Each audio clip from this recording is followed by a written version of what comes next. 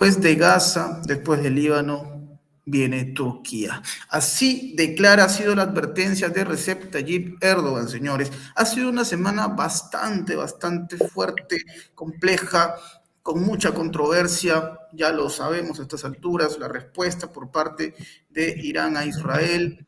Se habla de un ataque con más de 200 misiles, incluidos algunos supersónicos, pero este no fue el único golpe para Netanyahu.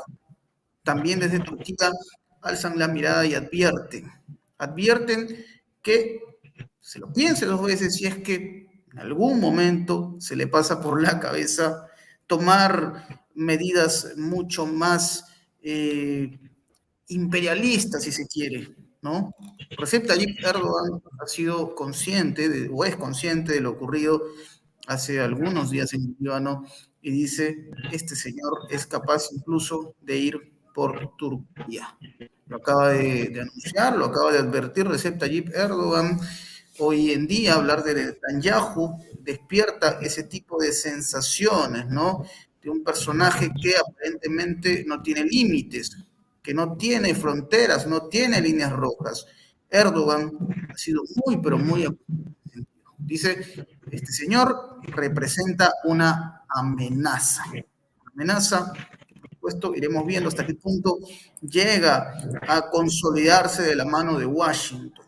¿Sí? Vamos a hablar de esto, esta situación, la mirada de Recep Tayyip Erdogan, lo que está pasando en Medio Oriente. Irán, por supuesto, que es un protagonista también en esta historia. Y para conversar al respecto, tenemos un invitado, un analista geopolítico, una persona mucho conocimiento, un amigo de la casa, con quien hemos dialogado muchas veces sobre la situación aquí en nuestra región, pero que también nos dará una mirada sobre lo que pasa en Oriente Medio, el presente que puede venir. Querido Wilmer de Pablos, te doy la bienvenida a nuestro espacio, a Prensa Alternativa. Un honor poder conversar contigo. Una vez más, gracias por la invitación, Enzo, a ti, a Lorenzo, a todo el equipo de Prensa Alternativa. Los saludos desde la patria de Bolívar, Caracas, Venezuela, y por supuesto la invitación de un análisis para poder entender lo que ocurre en el Medio Oriente. Nos invita a hacer un análisis estructural de la geopolítica para poder entender qué es realmente lo que está pasando y sobre todo para compartir con nuestros usuarios y usuarias a quienes nos debemos desde la comunicación política con visión geopolítica. Correcto, gracias por eso, Wilmer. Y bueno, este señor Netanyahu se ha vuelto un diabólico por las afirmaciones, por ejemplo, de Recep Tayyip Erdogan, presidente de Turquía, quien dice, hay que tener mucho cuidado porque nos quiere arrastrar a su fuego.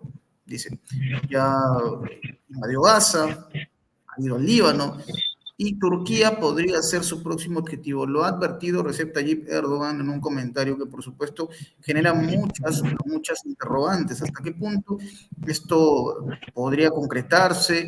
¿Es simplemente un Recep Tayyip Erdogan que intenta adelantarse a cualquier jugada macabra? No olvidemos que Turquía también forma parte de este eje, digamos, o este, por decirlo de alguna manera, bloque imperialista llamado la OTAN, pero que a pesar de esto ha ido mostrando distancia, ha ido mostrando diferencias con el bloque, con la OTAN. Así que no olvidemos, por ejemplo, la intención de sumarse al BRICS, que es un hecho que seguramente generará algunas dudas y mucha molestia, por supuesto, en Occidente. Pero es un momento bastante lamentable el que se vive actualmente en Oriente Medio y que despierta, por supuesto, hipótesis, teorías de qué podría pasar en los próximos días, semanas o meses. Wilmer, ¿cómo tomar estas declaraciones de Recep Tayyip Erdogan en un contexto tan candente como el que se vive actualmente? Entender que se cae el orden unipolar. Entender que el fracaso en Ucrania, el fracaso de la OTAN y de Estados Unidos en esta operación contra Rusia, este fracaso que ya ha sido definido así desde hace meses y que hoy el propio candidato y expresidente Donald Trump así lo califica. Es realmente la derrota de Occidente frente a la primera potencia militar, Rusia, Vladimir Putin, ¿no? Frente a toda la anglósfera, es decir, a Estados Unidos, Canadá, el Reino Unido, Francia, Italia, Alemania y a todos los países que forman la coalición en adhesión a ese artículo 5 de la OTAN, en el que todos se unen supuestamente para defender a uno de sus miembros. Estamos en presencia de la caída del imperio norteamericano, estamos en presencia de la caída del mundo unipolar, después de haber visto desde 1945, con la caída del muro de Berlín, ese modelo de globalización que hoy se ve afectado en los frentes más importantes que los determinan: el modelo financiero, el modelo comercial y económico, el modelo de las materias primas. Es decir, es el derrumbe realmente del mundo unipolar y entendiendo, por ejemplo, que Estados Unidos se encuentra en una situación peor que la del 29 en el siglo pasado y la del 2008 en este reciente inicio del siglo XXI, cuando su deuda supera los 31 billones de dólares, es decir, cuando sus mayores acreedores son China y Japón, lo que significa un gran problema para Japón. Por eso hemos visto el golpe nuevamente ayer en la bolsa de Tokio, ¿sí? Y todo este ambiente es el que realmente determina los hechos que hemos visto en el Medio Oriente. Nada de lo que sucede en el Medio Oriente es aislado. Todo está perfectamente concatenado, coordinado, vinculado, ¿sí? Porque se está definiendo el nuevo orden mundial y eso significa, como tú bien lo dices, el temor, además, el terror, además, de la cumbre que se llevará a cabo en Kazán el día 22, 23 y 24. Esos 3 días definirán el nacimiento del nuevo orden mundial y Estados Unidos está claro que las 2 armas que ha utilizado siempre, el dólar y el sistema SWIFT, en contra de los países que le son adversos, igual que las medidas coercitivas unilaterales que nosotros conocemos erróneamente como sanciones, que han sido utilizadas como arma de guerra, pasarán a la historia. Y por eso es tan importante para el imperio norteamericano acompañar, financiar, asusar, impulsar la guerra en el Medio Oriente. Y allá no tienen como brazo armado, como lo vemos en Europa, a la OTAN, sino allá tienen al Estado sionista de Israel. ¿Y qué es realmente lo que se busca cuando Israel, aquí estoy observando en la computadora el mapa, ¿no? Un estado tan pequeñito, que realmente no es un estado, realmente es una máquina de guerra al servicio del imperio norteamericano, ¿sí? Y tú miras el mapa del Medio Oriente y por un lado ves al Líbano, por el otro lado, por supuesto, Palestina, de Siria, y a 2.500 kilómetros de Irán, pero además de Yemen a una distancia considerable, y vemos cómo desde esa máquina de guerra del Estado sionista de Israel se hace frente de guerra contra el Estado palestino, el Estado del Líbano, Siria, Yemen, es decir, se abre frente contra todos estos países, porque realmente lo que busca Israel, ¿sí? Es exacerbar, azuzar, generar un conflicto en la región que permita la intervención de Estados Unidos, porque la intervención de Estados Unidos en el Medio Oriente de forma abierta significaría para Netanyahu, para el Estado sionista de Israel, un posicionamiento, porque recordemos que Irán y que Israel ambos son potencias nucleares, y esto le permitiría a Israel, a Netanyahu, posesionarse en la región como el líder del Medio Oriente.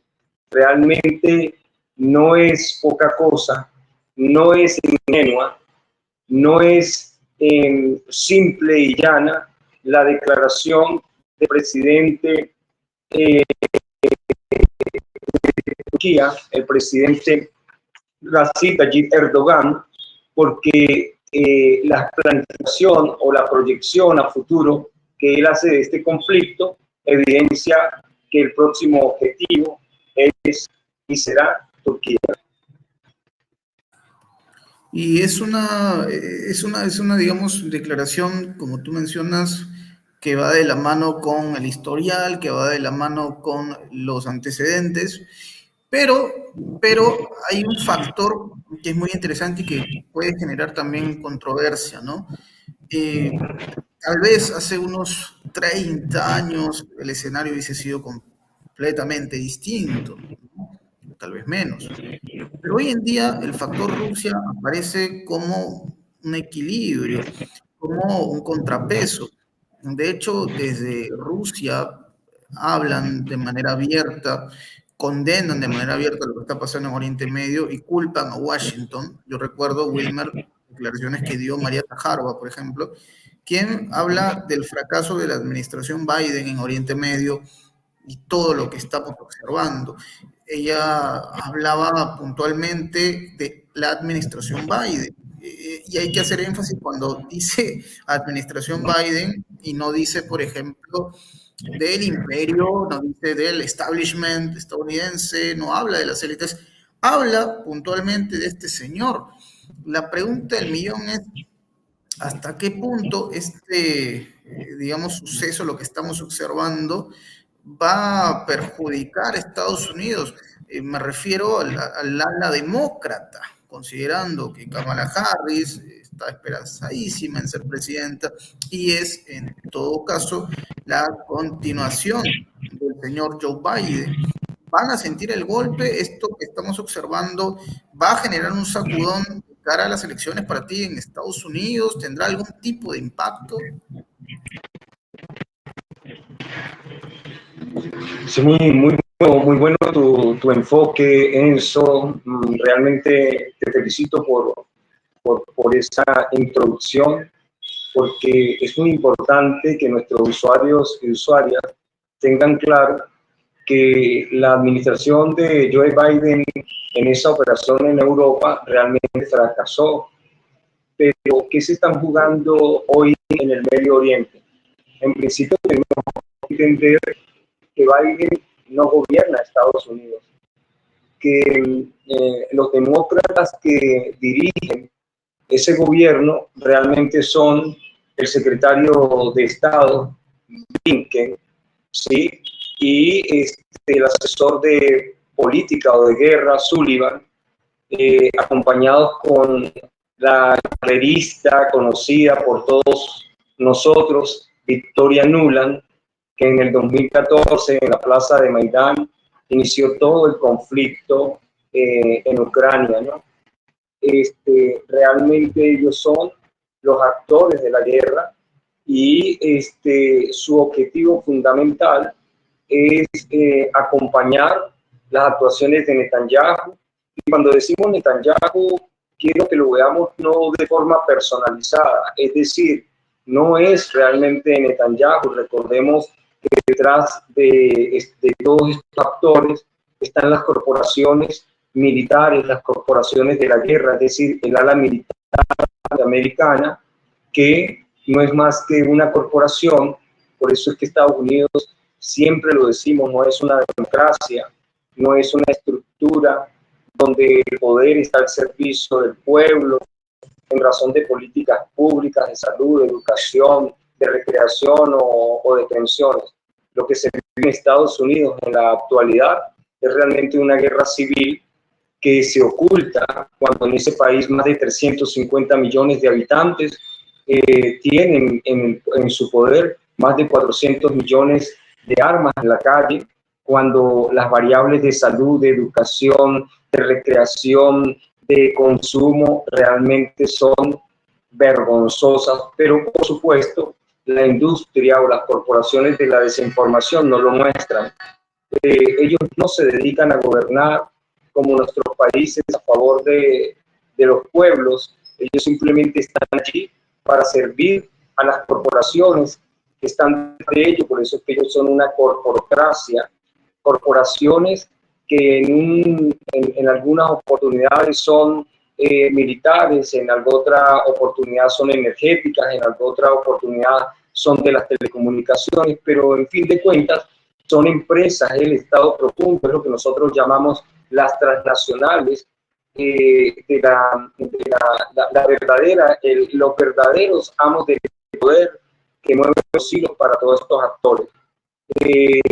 Todo lo que se plantea hoy en el Medio Oriente puede tener repercusiones muy fuertes y una consecuencia, digamos, hasta devastadora para la propia Kamala Harris, porque si nosotros analizamos el tema petrolero, ¿sí? Creo que ustedes han visto, y creo que lo mencionamos hace 8 días, que nuestra vicepresidenta la doctora Delcy Rodríguez, se encontraba en el foro de energía económica en Moscú.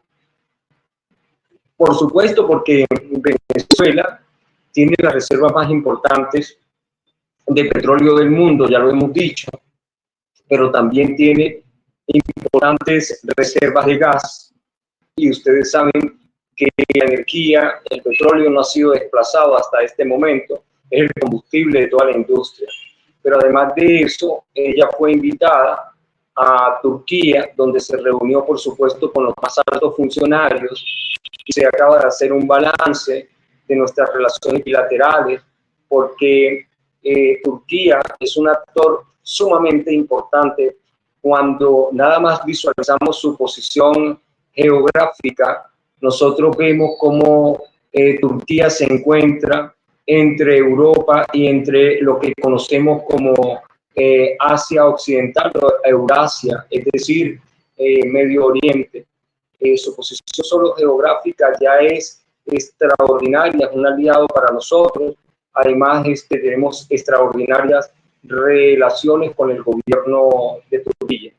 Es muy importante entender, además, que recientemente la propia vicepresidencia, estando en Turquía, fue invitada a una videoconferencia en Qatar, donde se hizo todo un balance referido al comportamiento del petróleo, porque lo que se está jugando en este momento en el Medio Oriente, y usuarios y usuarias que nos oyen, todo esto que estamos viendo en el Medio Oriente, que vemos en el mundo, el ataque contra Venezuela, el conflicto en Europa, el ataque contra Asia desde Taiwán, Tailandia, Corea del Sur y Japón, todo, absolutamente todo, está vinculado con un solo factor, se llama energía, se llama petróleo. Y por esa razón, nosotros somos, desde Venezuela, actores de primera línea en ese frente, porque Venezuela, al tener las primeras reservas de petróleo y la cuarta reserva de gas del mundo, es actor de primer orden y no puede ser excluido de la ecuación de energía mundial. Es muy importante entender que las decisiones que tomen desde Estados Unidos, es decir, Blinken, Sullivan, Nuland, esa trilogía de la guerra, pudieran tener consecuencias terribles contra la propia elección presidencial. Recuerden que estamos a unos días de las elecciones del 5 de noviembre y por favor no pierdan de vista esta variable tan importante, porque cualquier afectación en los precios del petróleo incidiría indefectiblemente, es decir, no había forma de separar el aumento de ese costo del petróleo con la inflación que hoy afecta a Estados Unidos, la agudizaría. Y eso desde el punto de vista de la política tendría un costo tremendo para la campaña de Kamala Harris. Yo siempre lo he dicho, Enzo, lo sostengo desde hace meses, sobre todo después del primer atentado, después del segundo atentado, que el ganador desde ya de las elecciones en Estados Unidos no es otro más que Donald Trump. Sin embargo, las variables y lo que hoy vemos que sucede en Estados Unidos reafirman, sí, que efectivamente ese triunfo es más que evidente. Bien, es una situación difícil para la administración Biden. De hecho, ahora mismo siendo ciudadano estadounidense ya prácticamente una situación crítica considerando el bache financiero que hay, el olor a guerra civil, ¿no? No es un buen momento para estar allá, la verdad, siendo realistas. Pero volviendo al tema de Erdogan, que me parece va a generar mucha controversia, porque hay que decirlo, Wilmer, y en nuestro público también hay que saber, hay ciertas dudas sobre él, ¿no? Algunas suspicacias, porque consideran que Recep Tayyip Erdogan tiene esa capacidad de acomodarse según las circunstancias. Hay que mencionar mucho que aún para los pueblos sigue siendo este compromiso con la OTAN un talón de Aquiles, ¿no? Y precisamente ahí quería entrar, porque, a ver, tenemos un Recep Tayyip Erdogan que dice abiertamente, cuidado que Israel tiene intenciones de invadirnos, de meterse en territorio turco en algún momento, es el objetivo que van a colocar en su línea, ¿no? En la cronología de hechos que quieran llevar a cabo, pero la OTAN, entiendo yo, si Turquía forma parte de la OTAN, esto debería generar algún tipo de acción, ¿no? Porque llama mucho la atención ese nivel de, ¿cómo decirlo? De desinterés, temor, no sé cómo catalogarlo por parte de los países que componen estos bloques, por ejemplo, el G7, por citar algún ejemplo, ¿no? Y que algunos de estos, no todos, forman parte de este bloque llamado OTAN. Entonces, llama la atención que un miembro de la alianza, Turquía, hable con mucha preocupación sobre este escenario y no haya ningún tipo de mensaje de respaldo o algo por el estilo por parte de, por ejemplo, Estados Unidos.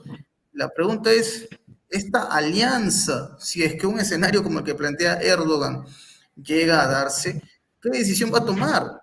Va a estar entre la espada y la pared, ¿no? O sea, vas a permitir que asalten a uno de tus miembros como lo haría en su momento Israel. Ahí se genera, creo yo, una controversia bastante interesante, Wilmer. El día 22, 23 y 24 en Kazán, en Rusia, se definirá el ingreso de los nuevos 33 países que ya nos anunció el presidente pro tempore del BRICS, el presidente Vladimir Putin. De las 60 solicitudes que se recibieron a partir de la cumbre, la 15ª cumbre que tuvo lugar en Johannesburgo, donde en Sudáfrica más de 26 países presentaron la solicitud de forma inmediata con su intención de querer ingresar a este foro que es económico, que es geoeconómico, ¿no? Y que al día de hoy superan los 60, las 60 solicitudes. Esperemos, por supuesto, y como ya lo hemos dicho, Venezuela está invitada, además será escoltada por el propio nuestros aliados, nuestro presidente está obligado a resguardarse y ser estado desde Caracas hasta Kazán, porque tenemos que tomar las previsiones y en política no se puede ser nada ingenuo, sobre todo en el contexto actual cuando la fiera se encuentra herida de muerte. Es importante entender que, como tú lo dices, la posición de Turquía al solicitar el ingreso al BRICS, que además lo manifestó hace meses, es realmente, llama poderosamente la atención, sobre todo porque Turquía es miembro de la Organización del Tratado del Atlántico Norte, es decir, de la OTAN, y estamos hablando, por supuesto, de una estructura que es eminentemente militar versus a una estructura que es esencialmente geoeconómica y política. Estamos hablando de dos estructuras totalmente distintas en su naturaleza. Pero además, cuando comparamos las variables que hoy determinan al grupo G7, vale decir Estados Unidos, Canadá, Francia, Italia, el Reino Unido, Alemania y el Estado sionista de Israel, ¿no? Y Japón, vemos cómo las variables de demografía, las variables de territorio, las variables de Producto Interno Bruto Mundial, el comportamiento del comercio, todo va en caída libre en lo que respecta al G7.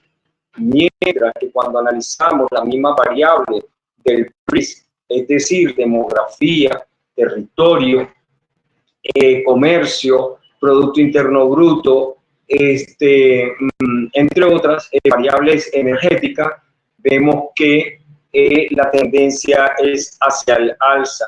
Y como lo ha dicho el propio presidente Vladimir Putin públicamente en sus últimas alocuciones, él ha dicho que se ha proyectado para el 2028 la gran distancia de puntos en estas variables en relación con el G7 y el BRICS, que ya de antemano el BRICS superó en todas esas variables al G7. Recordemos que todos los países del G7 se encuentran en una situación económica y financiera muy difícil. Estamos hablando de recesión, estamos hablando de inflación, de hiperinflación, es decir, que todos los países que conocimos como los países del primer mundo, países desarrollados, hoy se encuentran realmente en situaciones muy lamentables, lastimosamente para sus pueblos, porque el capitalismo que los determina, ese modelo, no les ha resuelto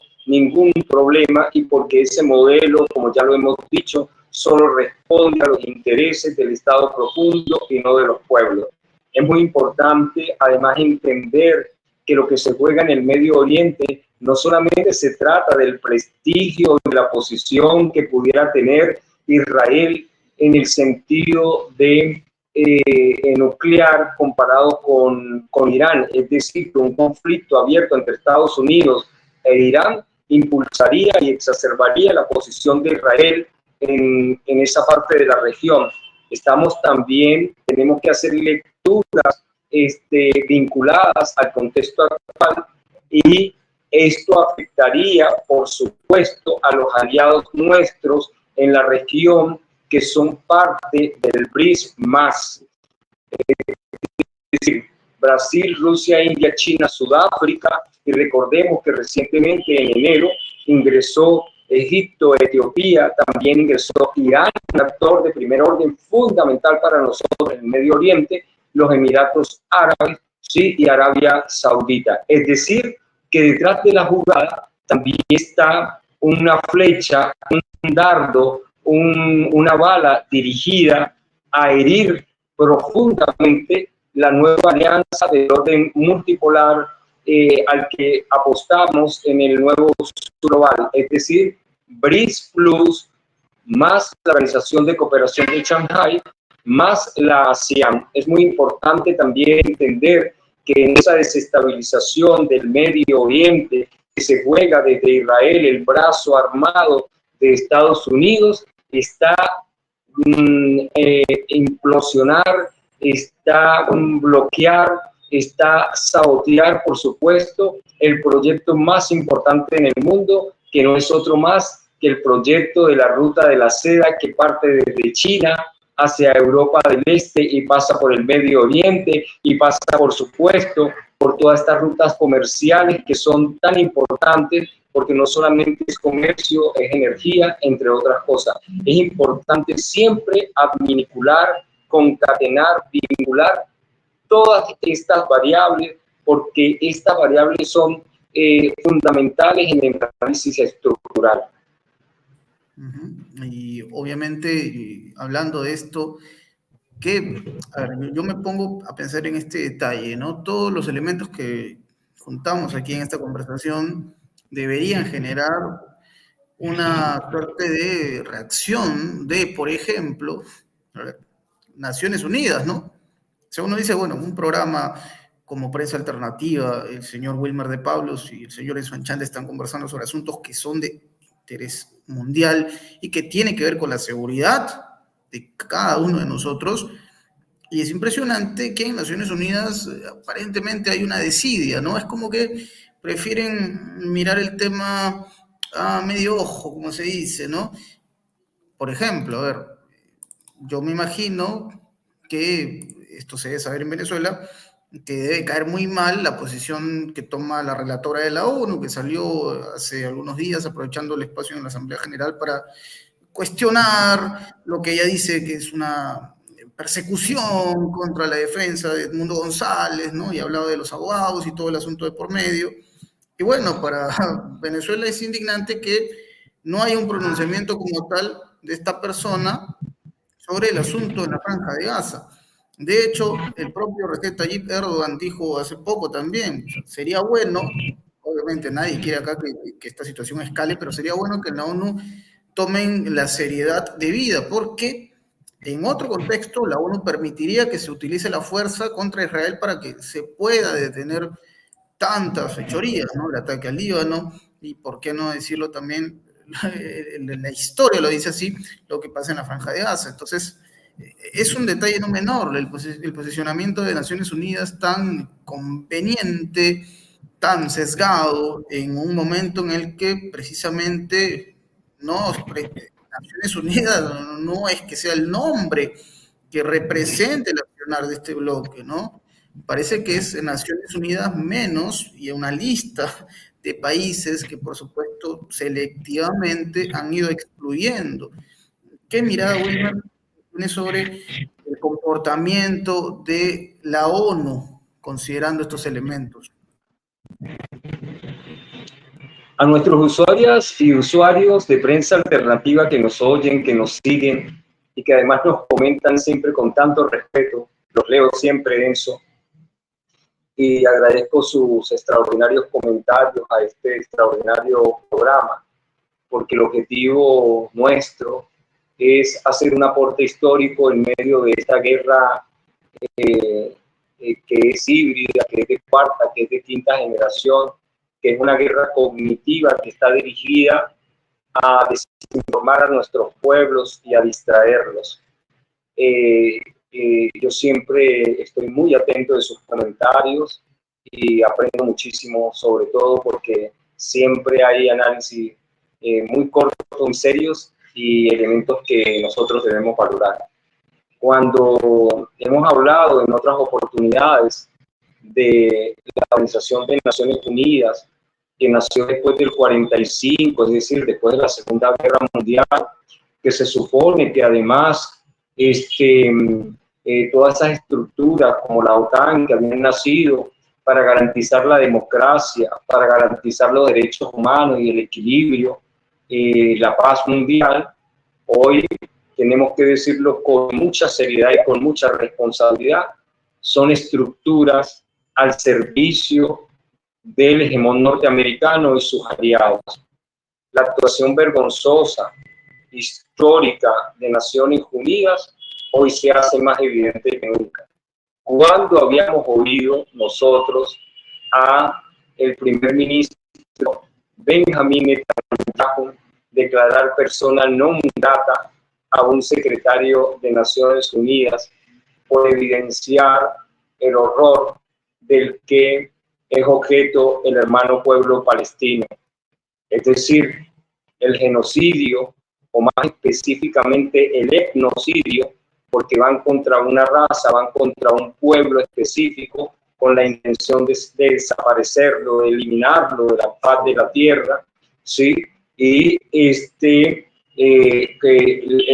descaro, la doble moral de atacar a una figura tan importante, no por su actuación, no por su moral, porque realmente la actuación de todos estos secretarios, de Guterres, de Bachelet y todo lo que lo antecede, no es más que la actuación dirigida o teledirigida de Estados Unidos y sus aliados, incluyendo el Estado sionista de Israel, o esta máquina sionista que no es ningún Estado, sino una máquina de guerra. Pero hoy por primera vez lo vemos y además tenemos que cuestionarlo. La Organización de Naciones Unidas debe ser, como ya lo hemos dicho en otras oportunidades, refundada, y entender que refundada no es reestructurada. Las Naciones Unidas debe ser refundada o debe desaparecer en el marco del nacimiento del nuevo mundo multipolar. No puede seguir siendo una estructura manipulada, instrumentalizada y además financiada por el hegemón norteamericano y sus aliados para mantener el control y para solo verla de forma vergonzosa actuar cuando se trata, como tú lo decías. A nosotros nos da pena, pero además nos da risa esos informes, como los llamó nuestro canciller Iván Gil, vulgares y panfletarios dirigidos contra Venezuela, pero sin percatarse del genocidio y del etnocidio que comete el Estado de Israel contra el pueblo de Palestina. Pero es que además lo acabamos de ver el ataque hacia el hermano pueblo libanés, el Líbano, que tiene una extensión territorial de 10.542 kilómetros de territorio, que además allí confluyen aproximadamente 18 distintas religiones, pero además de eso conviven distintos partidos, y por supuesto el partido que les es adverso, que no es otro más que el Hezbollah, ¿sí? Lo llaman terrorista, como lo hacen con Hamas, es decir, todo el que les sea adverso es dictador, todo el que les sea adverso es terrorista, todo el que les sea adverso es violador de derechos humanos, y por eso hemos visto lastimosamente el asesinato de su líder Hassan Nasrallah recientemente. Por eso es que Hezbollah y Hamas son tildados por esto, por el Estado o por esa máquina sionista de Israel, de las Naciones Unidas, de Estados Unidos y sus aliados, dirigiéndose siempre a esos partidos que no son más que la expresión de sus propios pueblos como estructuras terroristas. Ese ha sido siempre el relato, ese ha sido siempre el manejo comunicacional. Recordemos además que en este momento, Enzo, amigos que nos oyen, como la maquinaria comunicacional de Israel, que es muy poderosa, utiliza el relato, ¿sí?, del ataque de Irán hacia Israel. Bajo ningún concepto menciona que es Israel el que ha atacado a Palestina, que es Israel el que ha atacado al Líbano, que es Israel el que ha violado el derecho internacional público, embajadas en el propio suelo de Irán, que ha matado a sus líderes, que ha violado la soberanía, como lo ha hecho, por supuesto, también con otros países como Yemen y en la región. ¿Por qué? Porque la maquinaria occidental, de la cual es parte Israel, sirve a los intereses de ese Estado profundo, tienen su propio relato. Y es muy vergonzoso, además, tocar el tema, Enzo, pero tenemos que hacerlo. Es además de vergonzoso, es algo penoso, ¿no? Porque sobre todo nosotros, los analistas internacionales de la geopolítica, o mejor dicho, los comunicadores populares con visión geopolítica, con la intención solo de despertar las mentes de nuestros pueblos hermanos para que no sean manipulados, como lo vimos recientemente en Argentina, cuando tratamos de explicar cómo más de 13 millones de personas pudieron votar por un fascista como Milei. Bueno, la respuesta está en el hecho comunicacional, cómo se utiliza el monopolio de la desinformación occidental, es decir, sus corporaciones de la desinformación desinformación, sus laboratorios de guerra sucia y sus anclas, haciendo por supuesto creerle al pueblo, a los pueblos del mundo, que cualquier cosa que se diga desde esos centros, desde la desinformación, es una verdad absoluta e irrefutable. Y tenemos que preguntarnos por qué hoy, en todas las redes del mundo, en este momento, el caso comunicacional más importante está vinculado con la industria hollywoodense, con el famoso Puff Daddy. De verdad, nada de eso es ingenuo. Cuando nosotros vemos que se destapa la porquería, que se destapa la industria del entretenimiento dirigida a la red del mundo para distraer no solo a los norteamericanos, sino al mundo entero, con lo que hoy se conoce, que además involucra a actores fundamentales de la política, sobre todo de los demócratas, en el contexto de 3 semanas que anteceden a las elecciones en Estados Unidos. Tenemos que entender que este monopolio de la desinformación, este monopolio occidental que maneja además George Soros, está perfectamente diseñado para destapar un tema que está vinculado con la pedofilia, que está vinculado con la trata de personas, que está vinculado con el negocio de niños y niñas. Escuchaba esta mañana algunas declaraciones de trabajadores de los puertos en Estados Unidos que dicen que el horror más grande es escuchar el llanto de niños en los containers, es decir, la pudredumbre de los antivalores que determinan el capitalismo, el mundo unipolar, que por supuesto debe ser sustituido y cambiado por un mundo multipolar, multicéntrico, pluripolar, con principios y valores distintos a los que hoy rigen a ese estado decadente conocido como Norteamérica y sus aliados. Es una estrategia de distracción lo que hoy se hace para poder lograr invisibilizar el fracaso de Estados Unidos, de la OTAN, en la operación que iniciaron en Europa cuando sacrificaron a todo un país, a Ucrania, ¿sí?, pretendiendo generar una guerra de orden nuclear contra el hermano país ruso. Pero además, hoy vemos que ante el fracaso de esa operación no les queda otro escenario que el escenario en el Medio Oriente. Y por eso hoy el papel de Benjamín Netanyahu, del primer ministro, sin personalizarlo, es decir, la actuación de Israel en el Medio Oriente, habiendo 5 frentes contra Palestina, contra el Líbano, contra Siria,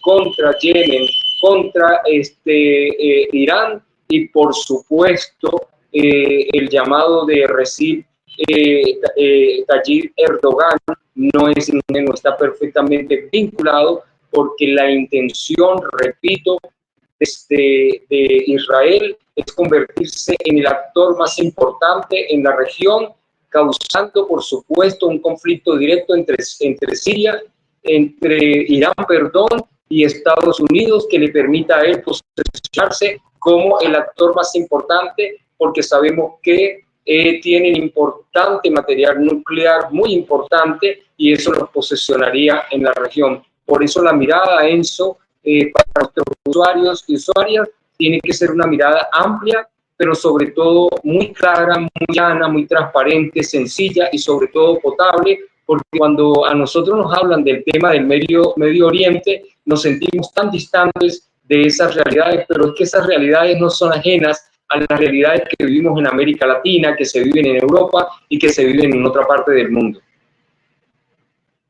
Es tal cual, y has tocado temas muy, pero muy polémicos, pero sobre todo importantes, que así nada más, entiendo yo, no se tocarían a ver, lo digo sin sonrojarme, en Perú, en televisión abierta, estos asuntos son incomodísimos, pero nos debemos, por supuesto, al interés de la audiencia, sobre todo a lo que nosotros creemos, que es, creo yo, fundamental, Wilmer, la convicción que tenemos sobre estos asuntos que merecen ser expuestos.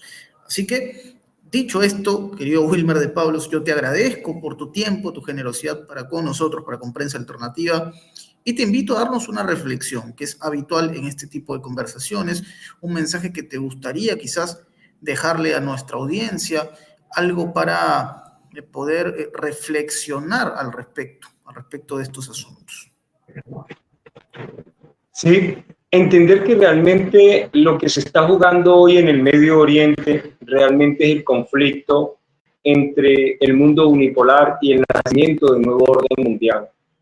El nuevo orden mundial está determinado por la consolidación del BRICS, por la consolidación, y cuando decimos BRICS, les recuerdo Brasil, Rusia, India, China, Sudáfrica, Egipto, Etiopía, Irán, Emiratos Árabes y Arabia Saudita. Pero no solamente se trata de eso, se trata de que el aporte, el acompañamiento que Venezuela y los otros países, los 32 países, harán a partir del 23 y 24 en esa cumbre extraordinaria en Kazán, que es, en mi opinión, la consolidación de un nuevo ciclo civilizatorio, de una nueva época, cuando Venezuela acompañará con su energía para la humanidad, no para la guerra. Nuestro petróleo, como el presidente Chávez nos enseñó, debe estar dirigido al desarrollo de la industria, de la tecnología, pero todo en beneficio de nuestros pueblos y no al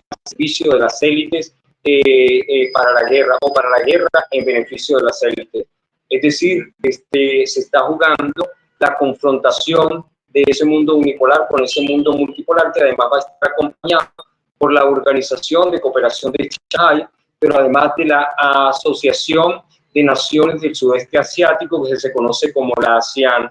Recordemos, amigos, que el Estado sionista de Israel, vale decir, la maquinaria sionista, el brazo armado de Estados Unidos en el Medio Oriente, ¿sí?, ha asesinado a más de 41.000 personas, más de la mitad de esas personas son niños y niñas, ha arrasado, ha destruido el 85% de las estructuras, de las escuelas del pueblo palestino, pero además el 65% de sus vías para impedir la entrada y salida de alimento, ha logrado el desplazamiento de más del 80% de la población, pero además de eso les ha impedido el acceso al agua, a la alimentación, a la energía, porque no estamos ante un conflicto de guerra cuando se trata del Estado o de la máquina sionista de Israel frente a Palestina. Estamos en presencia de un verdadero etnocidio, genocidio. Decimos etnocidio porque realmente ellos van contra una raza, contra las mujeres embarazadas, contra los niños. Ese es su objetivo fundamental, desaparecerlos, para quedarse, por supuesto, con todo el territorio ocupado, ¿sí? Y frente a cualquier planteamiento, frente a cualquier intención de acuerdo a los fines de, por ejemplo, que se dividan las tierras para que haya un Estado de Palestina y haya un Estado de Israel, se niegan a cualquier acuerdo porque realmente están convencidos de que esas tierras les pertenecen por un mandato divino, entre otras cosas.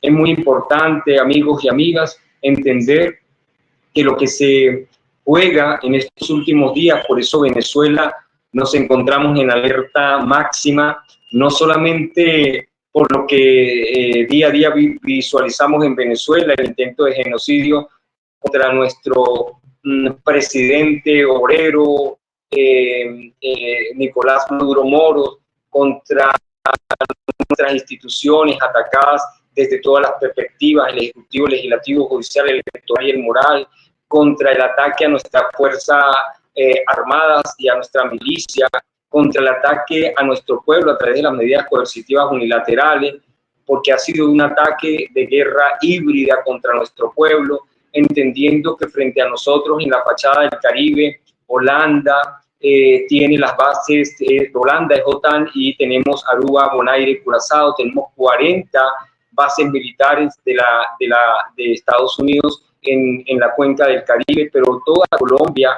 es una base militar. Ecuador está permitiendo el asentamiento de bases militares y la República Cooperativa de Guyana tiene puesta 16 bases militares y 14 centros de inteligencia. Todo esto está dirigido contra Venezuela para impedir el ingreso de Venezuela al BRICS. Es decir, ellos juegan en distintos frentes de guerra, en Europa, en el Medio Oriente, en África, en Asia y además en América Latina. Nuestra vicepresidenta lo ha denunciado.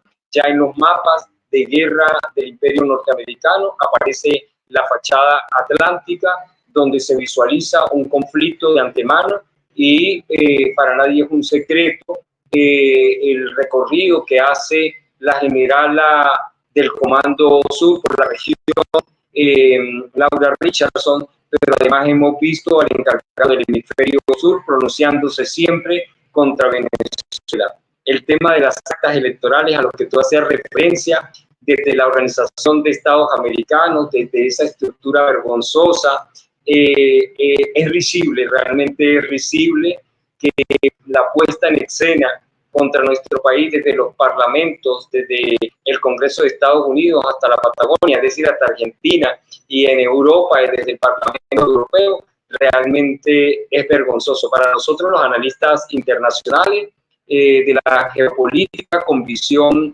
de comunicar, ya lo hemos explicado en más de una oportunidad, hemos